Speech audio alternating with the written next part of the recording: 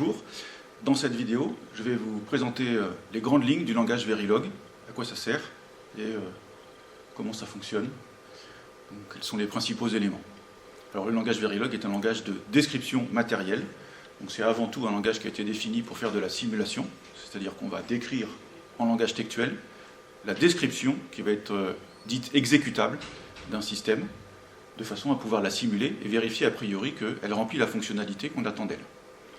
Le deuxième point, qui est venu plus tard, c'est que le langage permet de passer à une phase de synthèse grâce à un outil automatique qui va transformer ce langage textuel en une représentation sous forme de schéma pour pouvoir être implanté sur un circuit intégré ou en une représentation sous forme d'un fichier de programmation pour un circuit programmable de type CPLD ou FPGA.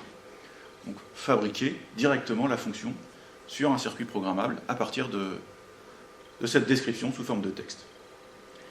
Donc on voit qu'il y a deux objectifs, simuler et puis faire la synthèse. D'ailleurs, ce ne sont pas tout à fait les mêmes éléments du langage qui vont être utilisés pour l'un et pour l'autre. On va utiliser la totalité du langage pour la simulation et on va utiliser une restriction du langage dit synthétisable pour les parties qui peuvent donner lieu à de la programmation et à une représentation sous forme de schéma ou à la programmation d'un circuit FPGA. Que va-t-on trouver comme élément pour décrire dans ce fichier texte donc de la logique? Alors un module Verilog va être défini par le mot-clé module qui démarre sa description, le mot-clé endModule qui termine sa description, et entre les deux, on va trouver essentiellement quatre types d'objets, des nœuds qui permettent de connecter les différents éléments. On verra, il y a deux types de nœuds, on appelle des wires et des registers. On va trouver des instances de composants, donc ce sont des composants qui ont déjà été décrits sous forme de modules, qui ont déjà été compilés, qui sont donc présents dans la bibliothèque de travail, la bibliothèque Work, et qu'on réutilise en tant que sous-module à l'intérieur d'un module. Donc ça, ce sont des instances de composants. Ensuite, on va trouver des affectations continues, c'est-à-dire des équations qui déterminent la valeur d'une sortie ou la valeur d'un signal interne, directement à partir de leur équation. Équation logique, équation arithmétique. Et puis on va trouver des petits algorithmes qui permettent de décrire de la logique. Donc le petit algorithme permet de décrire aussi bien de la logique combinatoire que de la logique séquentielle, mais c'est le seul moyen par contre de décrire de la logique séquentielle synchrone. Donc ces petits algorithmes sont appelés des blocs procéduraux. Et à l'intérieur des blocs procéduraux, on va donc utiliser des instructions séquentielles qui sont relativement courantes par rapport à des langages de programmation habituels, comme le C, qui sont donc des langages séquentiels. Un bloc procédural est défini avec en tête le mot-clé always ou le mot-clé initial. Le mot-clé initial veut dire que ce bloc-là va s'exécuter une seule fois au début de la simulation, lorsqu'on parle de simulation, et va correspondre à l'initialisation des signaux internes qui seraient des mémoires. Le bloc always va s'exécuter à chaque fois qu'une condition est présente, et c'est notamment le cas pour les blocs qui correspondent à la logique séquentielle synchrone, dans lequel on va attendre un front d'horloge, et on va donc exécuter une portion d'algorithme à chaque fois que le front d'horloge, le front montant d'horloge est présent. Donc on va retrouver le mot-clé always at posedgeClock qui définit à chaque front montant d'horloge faire cet algorithme. À l'intérieur de ce bloc, on va donc trouver les structures de contrôle habituelles d'un langage comme le if, else, le case, les boucles également, donc les boucles de forme repeat, les boucles de forme while, les boucles for, des boucles forever. Donc tout ça permet de réaliser des petits algorithmes pour décrire de la logique. J'ai dit tout à l'heure qu'il y avait deux types de signaux qui vont permettre de connecter les différents éléments entre eux. Donc des signaux qui sont définis en tant que wire, par défaut on va dire, et des signaux qui sont définis en tant que register, reg. Et on pourrait penser que reg signifie register, donc qu'il y a une mémoire. C'est pas aussi simple que ça. En fait, c'est un tout petit peu plus subtil. Un register correspond à reg, donc un signal défini avec le mot-clé reg devant lui, correspond à un signal qui est affecté, dont la valeur est définie, à l'intérieur d'un bloc procédural. À partir du moment où on regarde un bloc procédural, qu'on voit qu'à gauche du signe égal, il y a un signal d'affectation, il y a un signal, c'est donc que ce signal doit être déclaré comme un reg. Ça peut en effet être une mémoire, mais ce n'est pas obligé. Ça dépend un peu de du détail de l'algorithme qu'on va voir derrière. Donc voilà les éléments essentiels que l'on va trouver à l'intérieur d'un bloc. Au démarrage du bloc, on définit son interface. Donc on définit quels sont les signaux particuliers, quels sont les signaux d'entrée, les signaux de sortie avec les mots-clés input, output. Et on va définir ces signaux en précisant leur taille. Donc soit on a un signal tout à fait standard, il n'y a rien de particulier à mettre à part son nom. C'est un peu comme une variable en langage C. Et donc on va le définir avec un identifiant qui est une séquence de caractères qui a les mêmes règles qu'une variable ou qu'une fonction en langage C.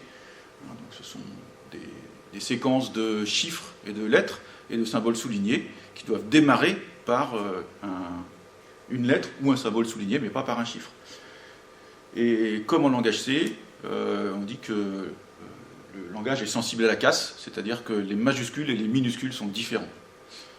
Un count écrit en majuscule et un count écrit en minuscule correspond à deux objets différents.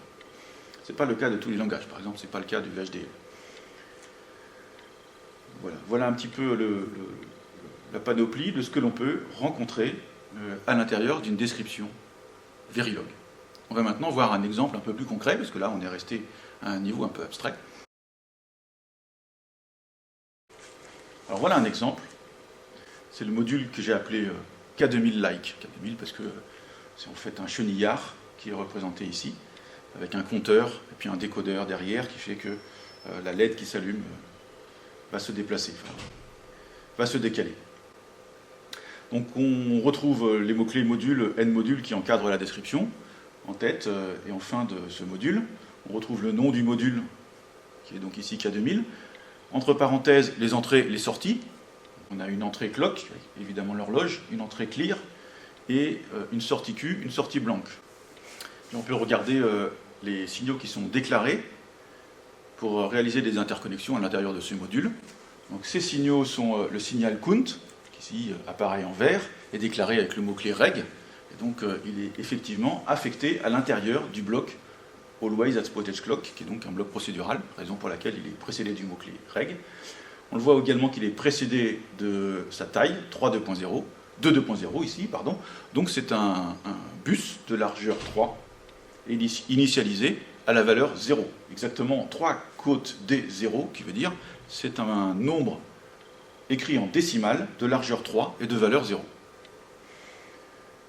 On voit qu'on a en dessous le signal blanc qui est initialisé, lui, dans un bloc initial. Donc initial qui est aussi un bloc procédural, mais qui n'est exécuté que au démarrage de la simulation, ou bien qui correspond à la valeur initiale de ce signal quand il est programmé dans un circuit, si le circuit est capable de reconnaître une valeur initiale de fonctionnement pour une bascule. On a ensuite donc le petit algorithme qui définit un compteur, qu'on reconnaît à l'aide de l'instruction count reçoit count plus 1, count reçoit count plus 3 côte D1, donc il reçoit sa valeur, plus un incrément de 1 codé en décimale sur 3 bits. C'est donc bien le signe que c'est un compteur. Et puis il compte à condition de ne pas être mis à 0 par la condition clear. Et lorsqu'il compte, à partir du moment où il se met à compter, le signal blanc est mis à 0. Donc voilà notre description algorithmique. Et dans cette description algorithmique, on voit aussi que le signal count est remis à 0 avec une valeur 3 côte H0. Donc là, c'est une autre forme d'écriture des constantes qui utilise l'hexadécimal, H comme hexadécimal. Sinon, c'est la même règle que les autres. Donc 3 côte, c'est sa taille, et 0, c'est sa valeur. On trouve à la fin de ce bloc les deux assignations permanentes, celle de la sortie Q, qui vaut 1 sur 8 bits, décalé de la valeur count. Donc au fur et à mesure que count va varier, va s'incrémenter, le 1 va se décaler dans l'octet, et va donc réaliser le décalage de la LED qui s'allume si on le regarde sur une sortie, c'est pourquoi on l'appelle K2000, ce module. Et il calcule également de façon combinatoire la valeur du signal max à partir de la valeur de count comparée à la valeur 7, 1, 1, 1, 1, donc 7 en hexadécimal ou 1, 1, 1, 1 en binaire. À partir du moment où il y a correspondance entre count et cette valeur, alors le signal max est activé. Donc voilà, c'est une affectation conditionnelle en fait du signal max à la valeur 1 lorsque une condition est réalisée. Donc voilà cet exemple, on en a fait un petit peu le tour et on voit que on a des signaux on a des blocs procéduraux, initial, always, et des affectations permanentes. Alors on va voir ici comment est-ce que les représentations de modules peuvent être hiérarchiques, contenir des sous-modules qui ont déjà été compilés par ailleurs, qui se trouvent dans la librairie Work, la librairie de travail par défaut, résultat de la compilation, et la manière dont on les réutilise. Donc c'est très simple en fait en Verilog.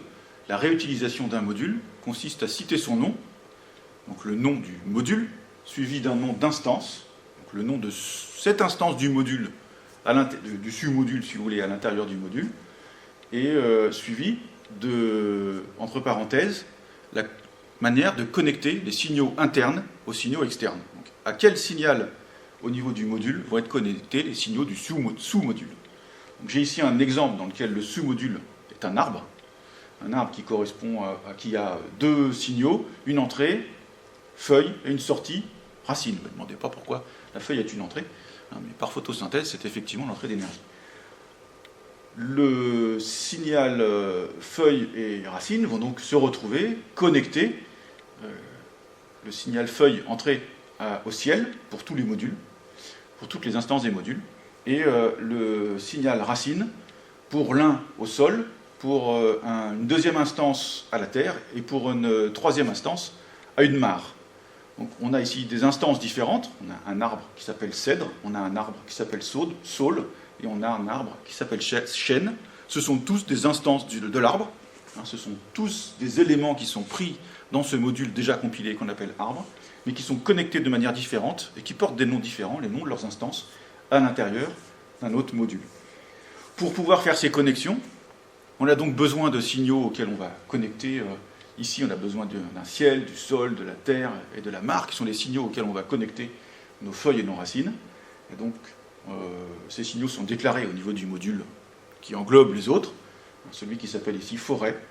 Et pour pouvoir affecter le signal ciel, en particulier dans le cas de ce qu'on appelle un test bench, qui va servir à de la simulation pour vérifier que nos modules fonctionnent, alors il faut que ce signal d'entrée pour le sous-module soit déclaré comme un reg, parce qu'il va être affecté à l'intérieur d'un bloc procédural, et les sorties sont généralement associées à des signaux de type wire. Donc on a ici les deux déclarations, reg ciel, qui permet d'avoir une entrée, et wire sol terre mare, qui permet de connecter les sorties. On voit qu'à l'intérieur de la parenthèse, on fait une assignation par nom, une correspondance par nom entre les sorties, entre les signaux internes et les signaux externes. Donc point feuille entre parenthèses ciel veut dire le signal qui à l'intérieur s'appelle feuille est connecté sur le signal qui à l'extérieur s'appelle ciel.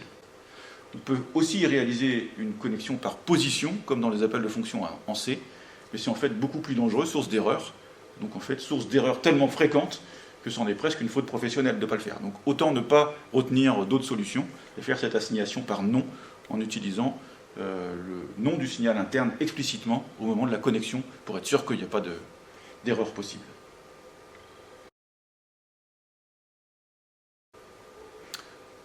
En langage Verilog, on a donc vu qu'on peut déclarer des signaux simples qui sont des bits isolés et on peut déclarer des bus.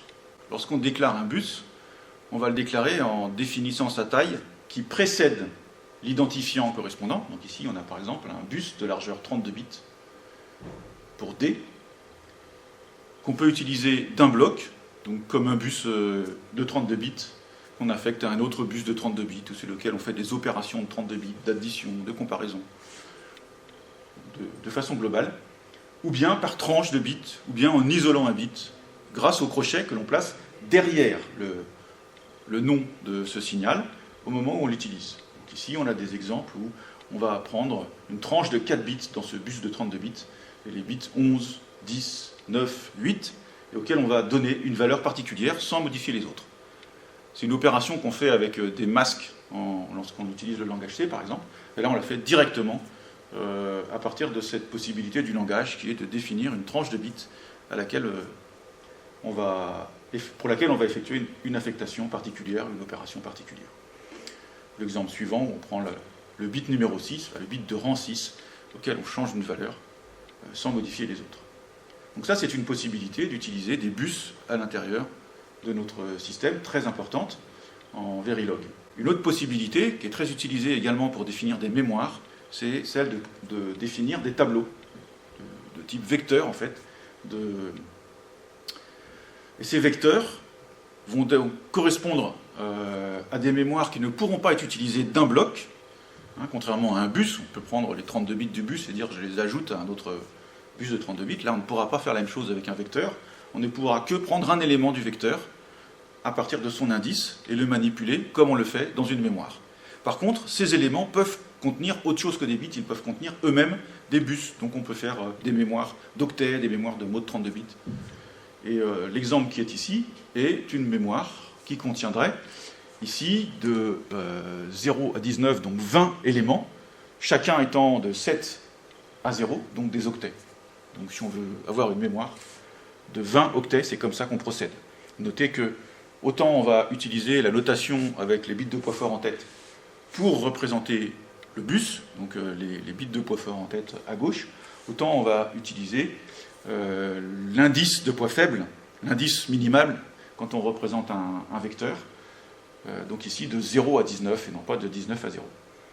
Voilà, donc une fois qu'on a défini ce type de mémoire, on pourra manipuler les éléments à partir de leur indice, mais on ne pourra pas manipuler, contrairement à un bus, on ne pourra pas manipuler la totalité du vecteur.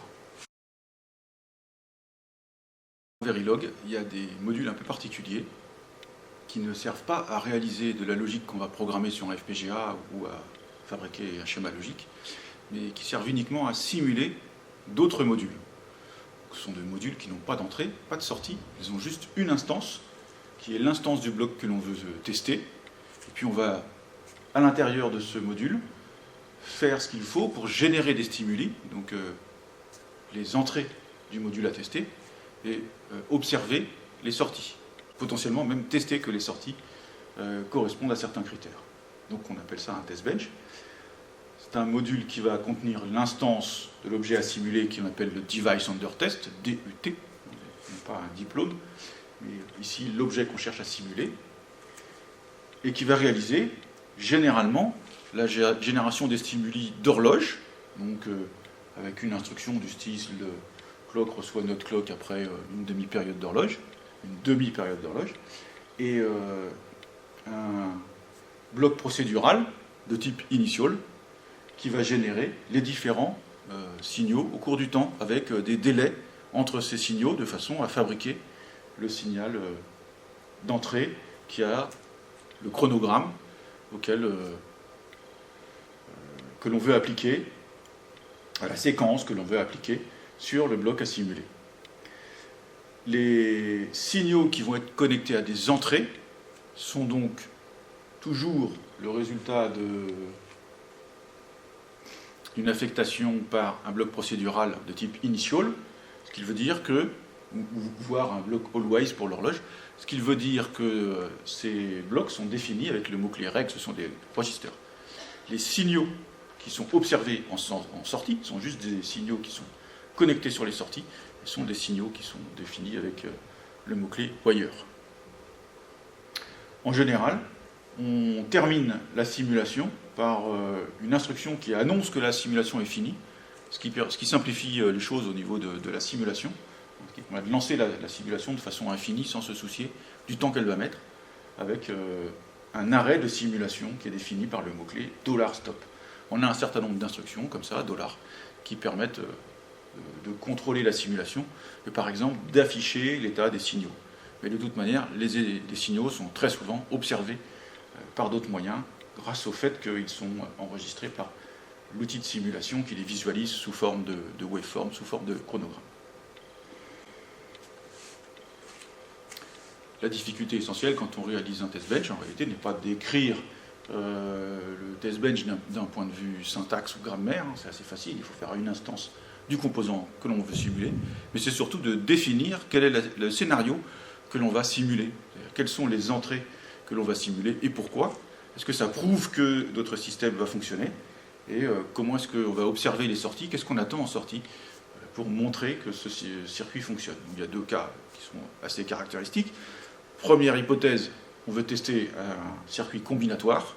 Alors là, c'est extrêmement simple. On balaye l'ensemble de la table de vérité. Donc, on essaye de faire en sorte d'avoir toutes les combinaisons possibles de la table de vérité, par exemple en envoyant des horloges de fréquence ou de période en puissance de 2 sur les différentes entrées. Une horloge à 10 MHz, une horloge à 20 MHz, une horloge à 40 MHz, etc.